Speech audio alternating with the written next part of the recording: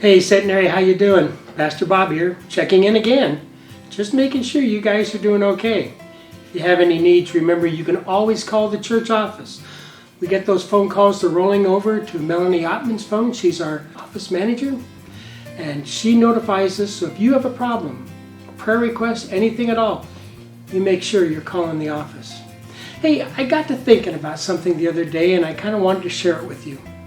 And it's a little bit of a concern of mine.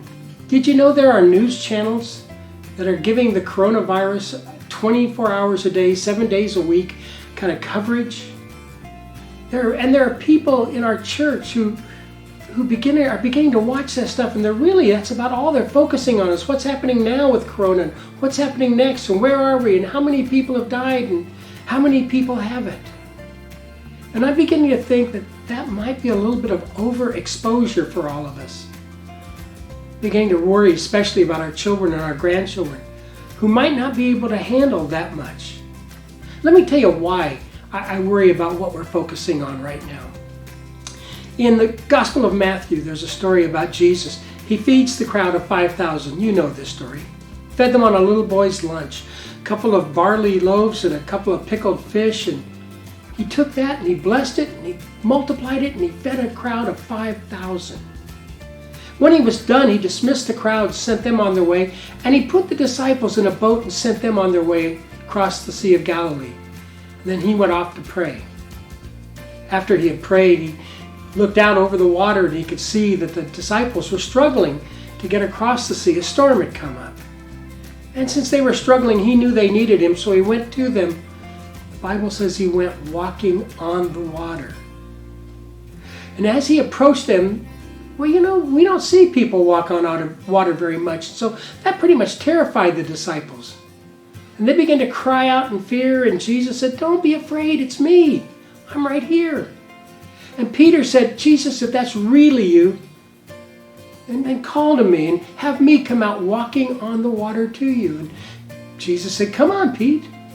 And Peter went over to the side of the boat, and the Bible says he walked on the water toward Jesus. Now, I don't know how many steps he took. 1, 2, 3, a dozen, I don't know. But the Bible then says something very, very interesting. It says Peter began to look at the waves and the wind and the storm. See, he took his focus off of Jesus and he put it onto the storm, onto the problem. And when he did, he immediately began to sink into the water. See, that's part of my problem that I have with all of this focusing on the coronavirus. It's going to get to be the point that that's all we're going to be able to see. And I want us to see some other things as well. It's springtime here in Modesto. So church, I want you to get up and I want you to go out of your homes and I want you to go for walks. Now I know we're going to practice social distancing. We're going to wear our masks or our bandanas or whatever we have. We're going to be careful when we go. I don't want us to be foolish, but I do want us to get outside and look at how beautiful this world is that God has created.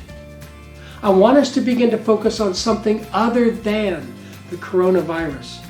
And when we're in the homes, let's don't constantly be watching the news and what's happening next with the virus. Let's do some other things with our families, especially with our children and grandchildren. Let's watch some good old movies or maybe some old cartoons from when we were kids. Or maybe let's do a puzzle together. Let's do something to take our focus off of the coronavirus and put it onto Jesus. Let us then with Jesus walk above this storm and be with him and be close to his heart.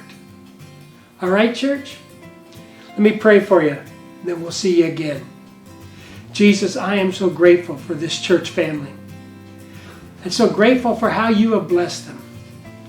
And Lord, I ask now that we might just focus on you and all of your blessings. For Jesus, that's my prayer. In your name. Amen. Church, I'll see you again really soon. All right? All right.